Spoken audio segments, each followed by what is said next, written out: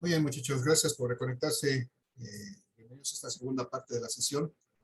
Vamos a terminar, de hecho ya prácticamente estamos terminando nuestro ejercicio de potencial eléctrico y diferencia de potencial. Y bueno, tomaremos el siguiente tema acerca del flujo eléctrico.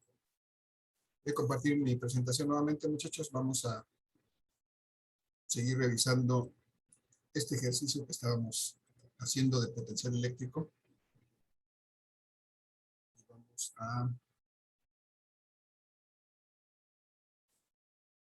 Vamos a terminar prácticamente.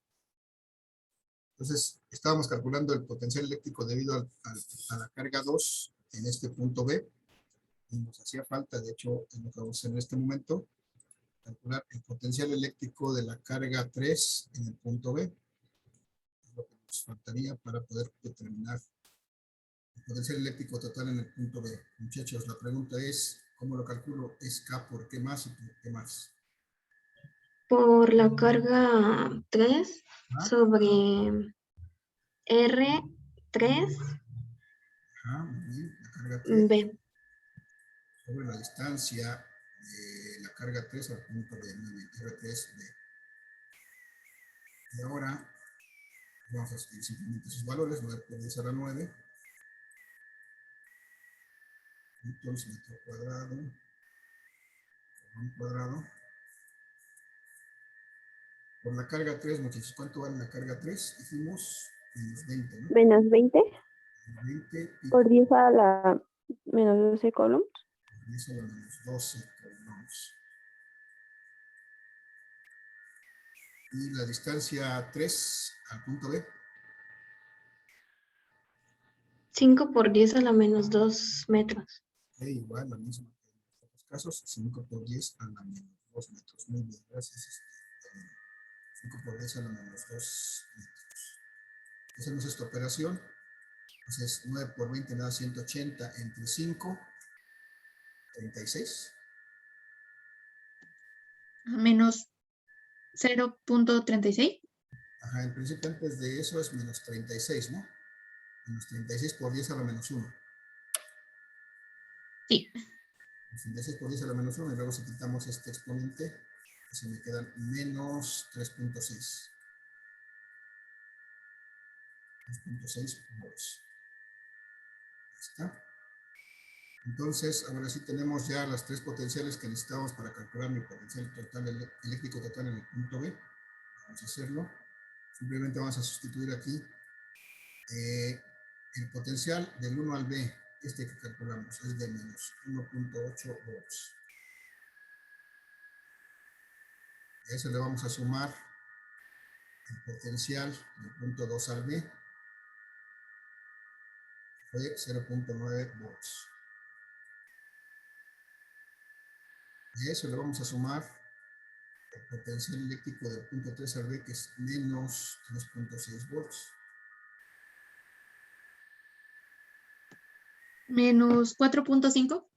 Se me va a dar menos 4.5 volts. Y ese va a ser mi potencial eléctrico total en el punto B, el que generan las tres cargas en ese punto B. Aquí voy a tener menos 4.5 volts. Ese va a ser mi potencial eléctrico B total. Bueno, pues ya tenemos este BA, ya tenemos el potencial eléctrico total en el punto A, tenemos el potencial eléctrico total en el punto B, y lo único que me restaría es determinar las diferencias de potencial de A a B y de B a A. Entonces, eso es lo que vamos a hacer a continuación, prácticamente para cerrar este problema. Vamos a calcular la diferencia de potencial desde el punto A al punto B. Por definición, muchachos, como ya lo repasamos antes, ¿a qué va a ser igual esto? Sería potencial B menos potencial A. Perfecto, potencial B menos potencial A. Potencial en el punto final menos el potencial en el punto inicial, que es A. Ya tenemos aquí cuánto vale B, y cuánto vale BA. Entonces, la diferencia de potencial de A a B va a ser igual a BB, que son menos 4.5 volts, menos el potencial A. ¿Cuánto vale el potencial A? Menos 2.4, ¿no? Menos 2.4 volts. Si hacemos esa operación, entonces, ¿cuánto me da esta diferencia de potencial de A a B? ¿Cuánto me da eso? Da igual a menos 2.1. 2.1. 1, menos 4.5 más 2.4 menos 2.1 volt.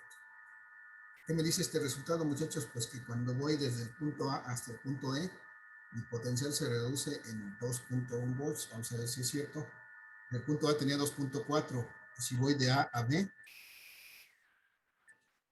entonces ahora cuando llego a B tengo menos 4.5 y eso es exactamente menos 2.1 volts, menos, desde luego, que menos 2.4. Entonces este es el potencial de A a B. Se redujo en esta cantidad, menos 2.1 volts. Me parece lógico y correcto. Vamos a determinar finalmente cuánto vale el potencial desde B hasta A. La definición de la diferencia de potencial, ¿cuánto es esto? ¿Es igual? Chicos, díganme.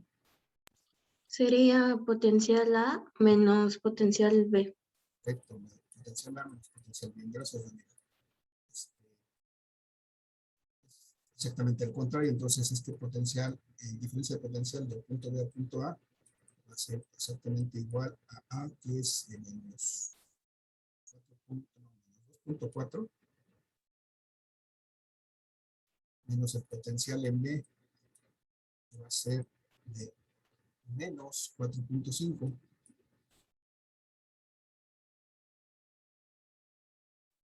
Si hacemos esa operación, muchachos, ¿cuánto me queda la diferencia de potencial de B a A? 2.1.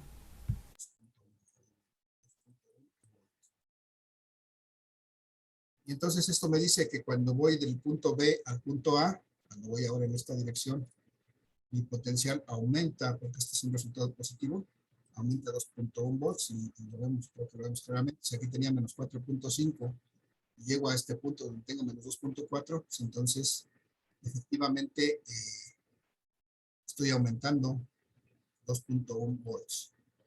Y bueno, si comparamos los dos resultados, muchos vemos que tenemos el mismo número. La diferencia es el signo.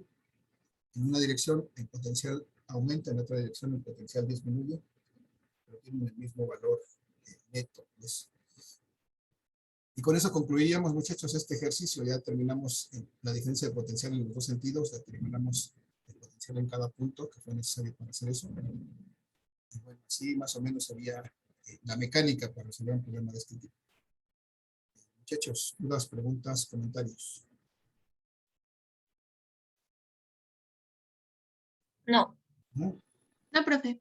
Muy bien. Vamos bien, vamos entendiendo esto. Ahora, bien para siempre. Tomaré eso como un sí. Vamos entonces, muchachos, vamos a se acabó esta, vamos a utilizar otra presentación porque esta ya se terminó. Vamos a hablar del otro tema que tenemos que realizar el día de hoy, es lo de flujo eléctrico, densidad de flujo, densidad superficial de carga y densidad volumétrica de carga, e incluso ley de Gauss. Todos los temas están relacionados.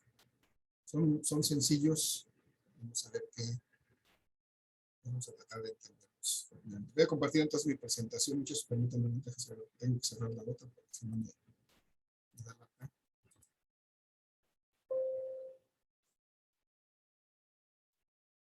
Vamos a hablar del segundo tema del día de hoy.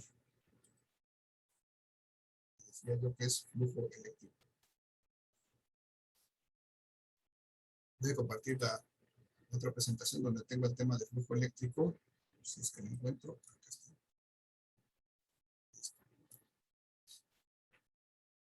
Y en esta presentación, muchachos, en esta parte de la sesión del día de hoy vamos a hablar de flujo eléctrico y densidad de flujo eléctrico. Vamos a entender este flujo eléctrico, muchachos, simplemente como una serie de líneas de fuerza o de campo, de fuerza eléctrica o de campo eléctrico que pues este conjunto de flechas, aquí en la imagen de arriba de la izquierda, este conjunto de flechas moradas, este conjunto de flechas representan precisamente el flujo. Es una serie, una cantidad de líneas de fuerza de campo eléctrico.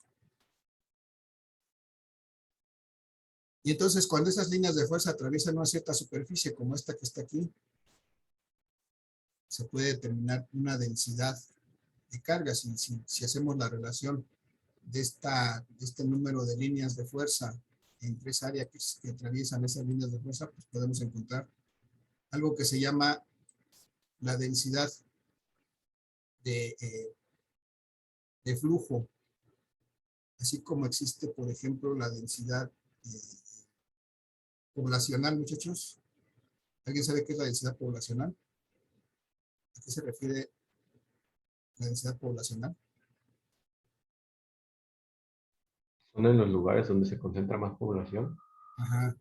Donde hay una mayor población concentrada en una área, entonces hay una mayor densidad. Por ejemplo, yo que soy nativo de Iztapalapa, bueno, no soy nativo, viví muchos años y tengo mucha familia en Iztapalapa.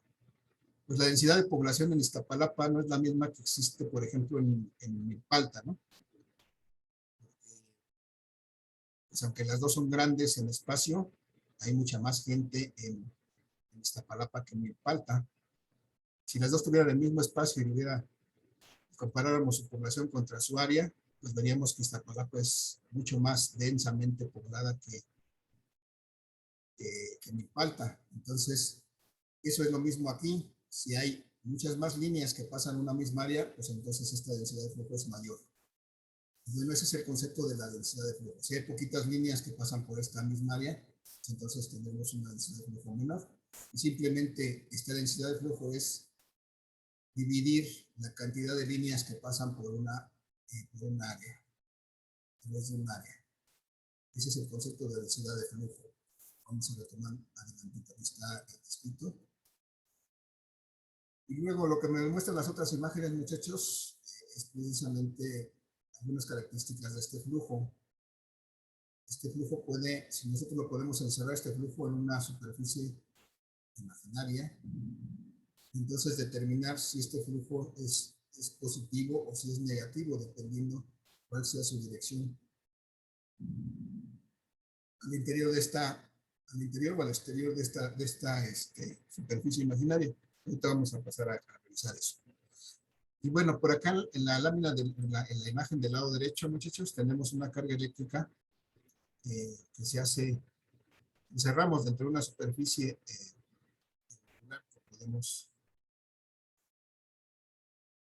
podemos simplemente imaginarla ahí y ver que en este caso, si recordamos la dirección de las líneas de fuerza o de campo eléctrico en una carga positiva siempre son hacia afuera. Entonces vamos a ver qué relación tiene esta dirección de las líneas de fuerza con respecto a esta superficie. Y eso lo vamos a ver en la siguiente lámina. En esta lámina tengo nuevamente dos cargas, una carga negativa y una carga positiva. Y las flechas que están a su alrededor pues me recuerdan en una carga negativa las líneas de fuerza de campo eléctrico van hacia adentro de la carga. En una carga positiva, las líneas de fuerza o campo eléctrico van hacia afuera de la carga. Eso ya lo sabemos y lo hemos estudiado antes. Pero si estas cargas las encerramos en una superficie, que es esta punteada que está aquí marcada, y analizamos nuevamente, estas líneas de carga están, por ejemplo, atravesando esta superficie de afuera hacia adentro. Todas están atravesando de afuera hacia adentro. Cuando eso ocurre, se dice que el flujo es negativo, es lo que me dice la lámina que tengo aquí. Cuando estas líneas de fuerza atraviesan esa superficie de afuera hacia adentro, entonces tengo flujo negativo. Hay que recordar que todas estas líneas pues hacen un flujo. Entonces aquí en este caso, en una carga negativa, pues tendremos flujo negativo. Por el contrario, en una carga positiva, donde las líneas salen de la carga, si la encerramos en esta superficie marcada por esta línea punteada, entonces estas líneas están saliendo esa superficie. Las líneas salen de la superficie, se consideran positivas, entonces tendremos un flujo positivo. Solamente es una convención y realmente pues coincide exactamente con el signo de la carga. Si es una carga positiva, pues el flujo será positivo, y si es una carga negativa, pues el flujo será negativo. Pero en este caso que son cargas aisladas, pero cuando tenemos un conjunto de cargas en un agrupado, pues ahí la situación hay que hacer esta consideración. Si las líneas entran son negativas, si las líneas salen de esas superficies son positivas, ese flujo eléctrico es positivo o negativo dependiendo de esa condición. Muchachos, preguntas, dudas con respecto a esta consideración del flujo.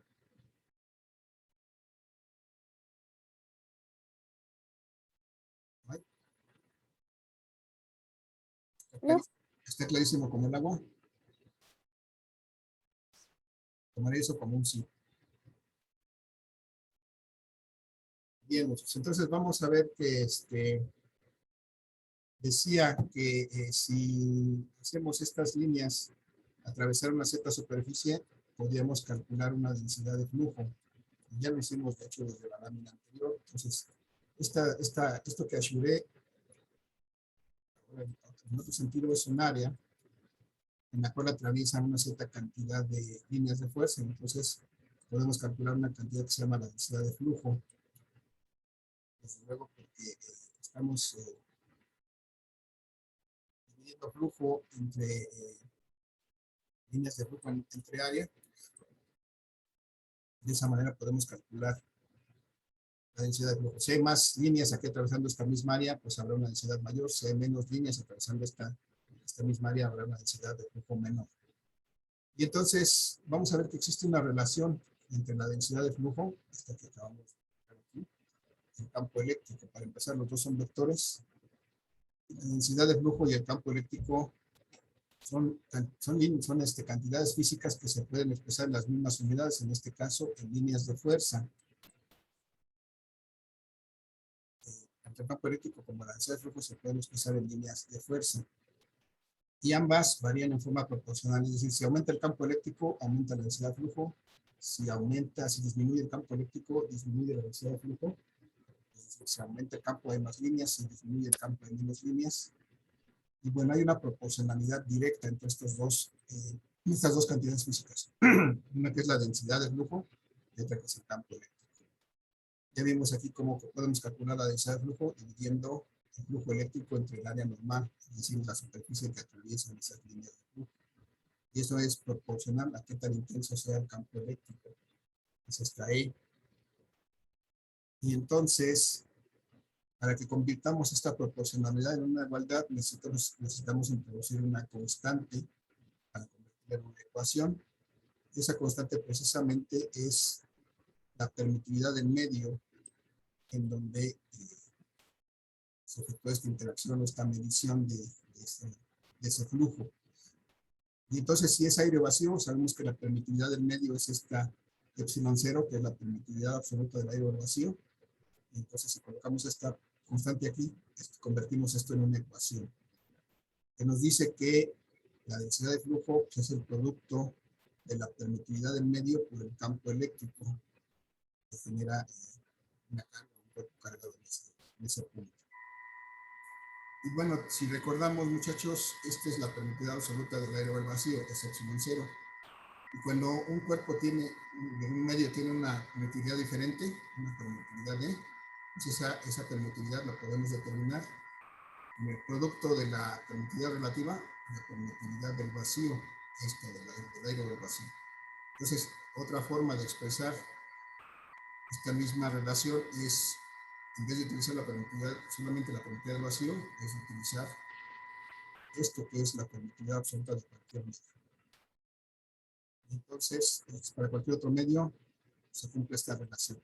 Y lo que está abajo simplemente es un despeje de esta ecuación que quita el área de aquí del denominador, se pasa acá multiplicando.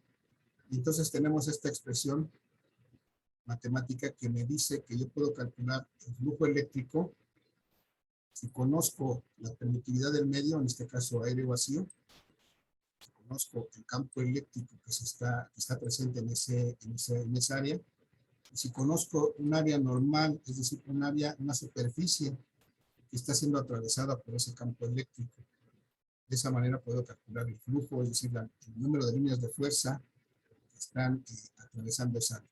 Y si fuera un material diferente al aire o al vacío, pues lo que tengo que hacer es utilizar, en vez de epsilon 0, utilizar este producto. Esta es la misma ecuación, solamente considerando que es un material diferente que tiene una permitividad absoluta diferente a la del aire o al vacío. Muchachos, esto es algo bastante teórico, a lo mejor bastante tedioso, pero bueno, es necesario para poder llegar a establecer la ley de Gauss. Voy a continuar. Del lado derecho, muchachos, ya tenemos que el flujo eléctrico es este producto, pero además, si nosotros consideramos que esta carga, que hay un cuerpo cargado y lo podemos encerrar entre una superficie, este cuerpo cargado, siempre como lo consideramos una carga puntual, suponemos su forma como una esfera, entonces la superficie que lo rodea, que lo puede rodear, será una esfera también, por una parte. Y entonces el área normal sería todo el área de esta esfera. Esta esfera sería el área normal que atravesarían las cargas o las líneas de fuerza que salen o que entran a esta carga. Una carga positiva que sale de aquí. Toda la superficie que atraviesan estas líneas sería esta superficie esférica. Y entonces el área normal que se forma la podemos determinar de esta forma, con la ecuación con la que calculamos el área de una esfera. Esta es la forma en que calculamos el área de una esfera. 4pi por el radio al cuadrado. Con eso calculamos el área de esta esfera. Y desde luego, si recordamos de nuestros días pasados, cuando calculábamos el campo eléctrico, veíamos que eso era igual a 1 sobre 4pi epsilon 0 de la carga entre la distancia al cuadrado, y aplicamos estos dos resultados a esta ecuación, vamos a llegar finalmente, haciendo la álgebra necesaria, vamos a llegar a esta expresión, muchachos, que me dice que el flujo eléctrico, las líneas que atraviesan esta superficie, son exactamente igual a la carga contenida en esta superficie, es decir, a la carga que está aquí adentro. Ese es el resultado al final que llegamos. Es algo que se ve muy simple, pero que es muy interesante y muy importante. El flujo eléctrico contenido en esta superficie es igual a la carga que está ahí dentro. Y bueno, como podemos hacer esta igualdad del flujo eléctrico a la carga, pues entonces estas mismas ecuaciones que habíamos determinado para el flujo también aplican para la carga. Es decir, nos sirven para relacionar el flujo de la carga. La carga también la podemos calcular de la misma manera que calculamos el flujo. En este caso para aire, en este caso para cualquier otro medio. Y este resultado final, muchachos, en el que me dice que el flujo eléctrico es exactamente igual a la carga, es prácticamente el enunciado, o más bien la ecuación básica de la ley de Gauss. Y el enunciado está debajo.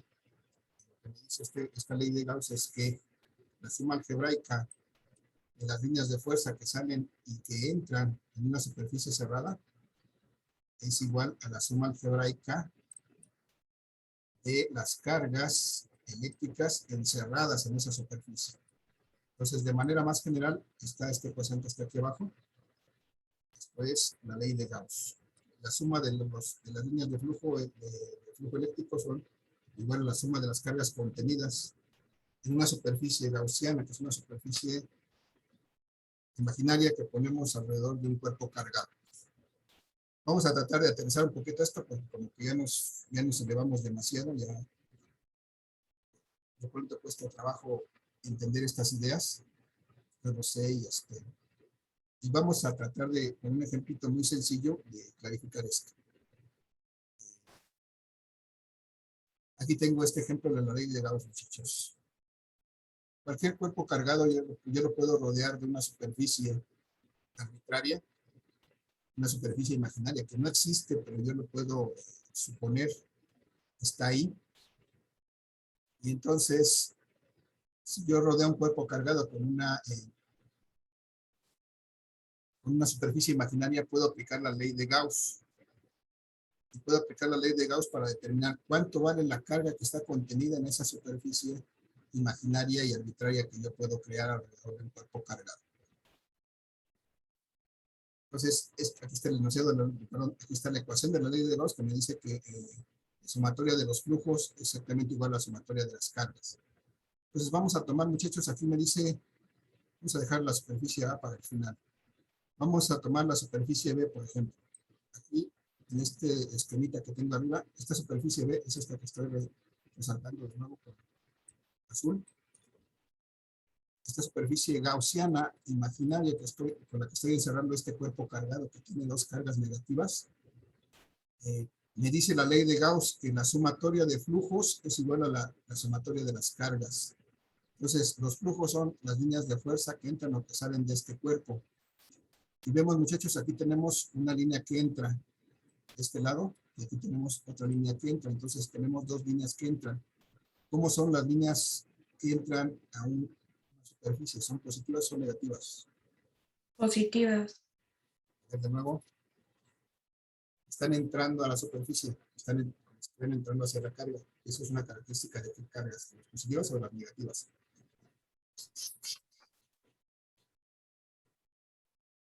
Eso tantito para que lo veamos.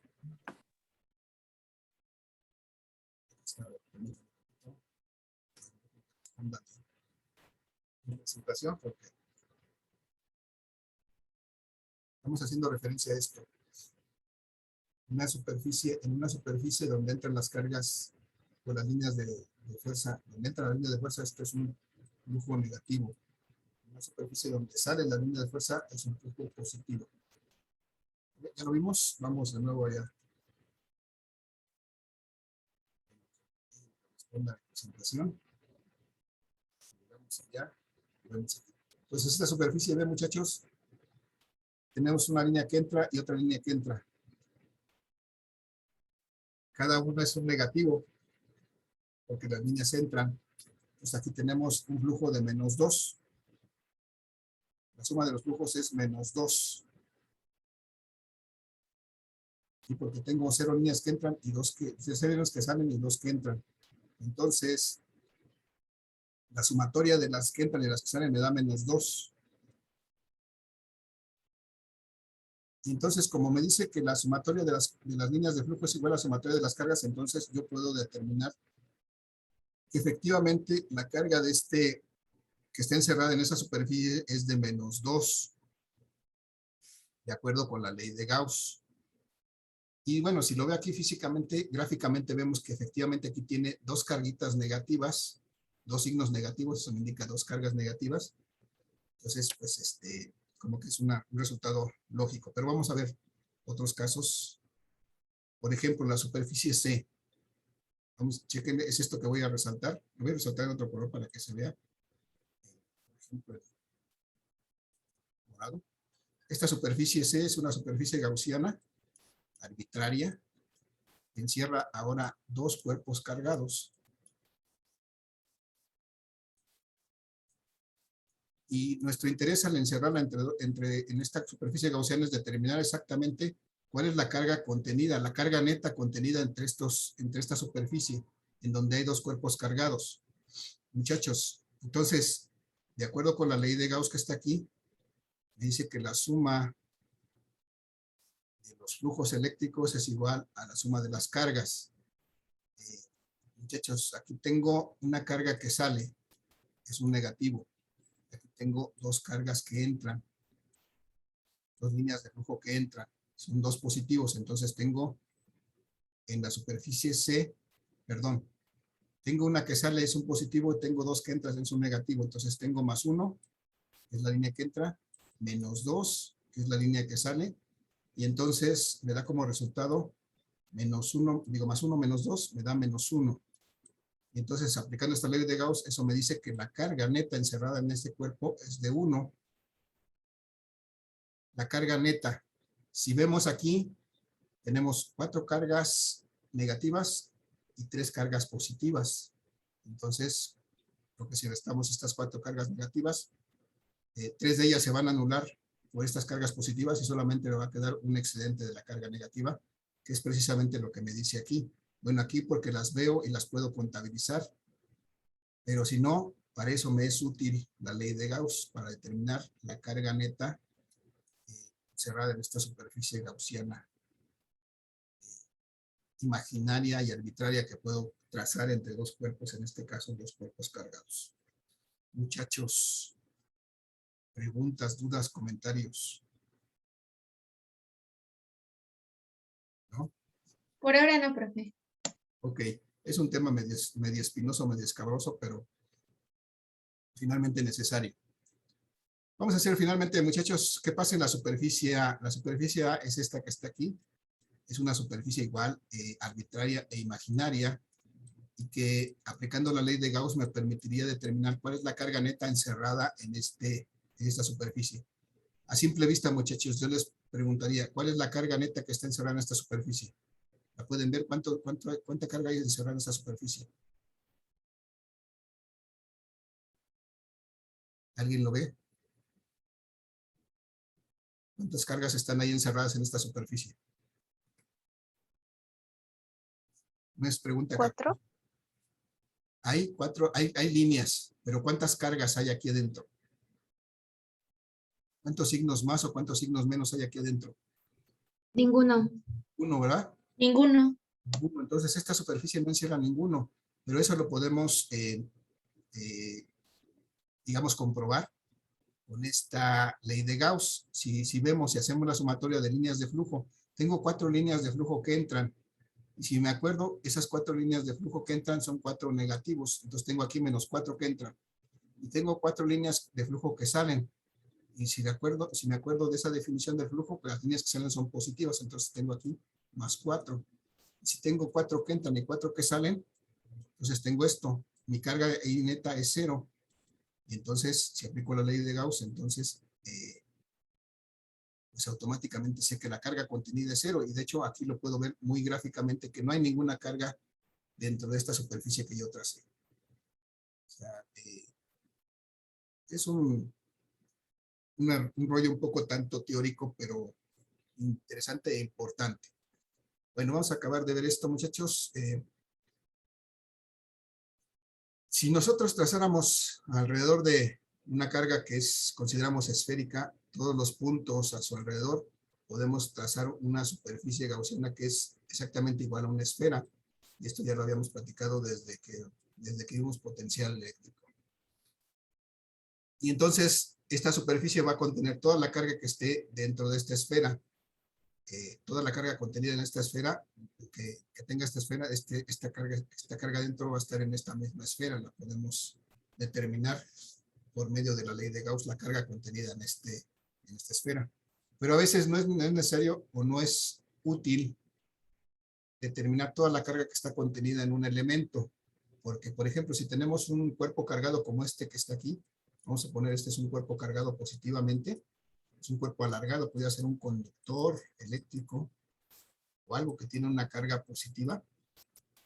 Y entonces, si tiene una carga positiva, muchachos, ¿hacia dónde van sus líneas de fuerza o de campo eléctrico? ¿Hacia dónde van si esta carga es positiva? Hacia afuera. Hacia afuera, ¿no? Entonces, aquí en todas direcciones, de manera radial, saldrían las líneas de fuerza de campo eléctrico. Entonces aquí estoy dibujando nada más los que puedo dibujar sobre el plano, pero realmente saldrían en todas direcciones. Si esto es un cilindro, saldrían en todas direcciones. Esas ya no las puedo dibujar ni las puedo ver. Pero entonces, a mí me interesa solamente determinar qué tanta carga hay en este tramito, en este pedazo, en esta longitud de este cuerpo cargado. No de todo el cuerpo cargado, sino solamente en este pedazo. Entonces, aquí es donde se aprecia la utilidad de esta ley de Gauss. Porque yo puedo generar una superficie gaussiana, una superficie imaginaria, que solamente me ocupe esta longitud. Y por la forma que tiene este conductor alargado en forma cilíndrica, pues yo puedo rodearlo por un cilindro. Y de esa manera puedo determinar cuánta carga está contenida en este tramo. Solamente en esta parte del cuerpo cargado, no en todo, sino solamente en esta parte que es la que me interesa. Y para eso, esa es la finalidad de esta ley de Gauss. Crear una superficie imaginaria que me encierre una parte de la carga de este cuerpo y poder determinar cuánto vale aquí el flujo para empezar y la carga, pero solamente en esta parte del cuerpo, no en todo el cuerpo. Entonces, esa es la utilidad. Y puede ser el caso, muchachos, que no quisiera en una longitud, en este caso, si yo tuviera una placa cargada eléctricamente, como esta, a lo mejor lo único que me interesa es determinar cuánto vale el campo eléctrico contenido en una cierta parte, en una sección, que puede ser una sección circular como esta. Y entonces lo que puedo hacer es generar una superficie gaussiana, como esta, como un cilindro que atraviese esta superficie, y entonces puedo determinar cuál es la carga contenida exactamente en esta superficie que estoy rayando. Nada más en esta, no en toda la placa, sino nada más en esta. Y para eso me es útil esta ley de Gauss. Entonces, esta es la aplicación de esa ley de Gauss, muchachos. Digo, esto es un tanto cuanto muy teórico. Vamos a hacer tal vez un ejercicio, pero no es tan, bueno, sí es relevante, pues, pero no nos vamos a meter muy a fondo con esta ley de Gauss, porque lo que nos interesa es en los siguientes conceptos. Vimos todo esto para poder llegar a este concepto que es la densidad superficial y volumétrica de carga. Entonces, si una carga está aquí, esta esferita amarilla dentro es una carga positiva, y yo la puedo rodear con una superficie gaussiana, trazando todos los puntos que están a una distancia de esta carga, entonces yo puedo determinar dos cantidades físicas interesantes, que es la densidad superficial de carga, es decir, qué tanta carga hay en esta superficie, por unidad de superficie, o la densidad volumétrica de carga, qué tanta carga hay por cada unidad de volumen de esta esfera. Muchachos, se va a acabar la sesión, no hemos acabado, necesitamos hacer un ejercicio de este. Les voy a pedir que nos reconectemos, nos va a llevar unos 10 minutitos más para terminar este tema y este ejercicio, muchachos. Por favor, les voy a pedir que nos reconectemos. Ahorita que se termine la sesión, solamente son 10 minutitos más. Entonces vamos a ver y a determinar la densidad superficial de carga y la densidad volumétrica de carga. Vamos a ver cómo podemos hacer eso a partir de este ejemplo, tenemos una carga contenida en una superficie esférica gaussiana. Muchachos, por favor, los espero en 2 minutos.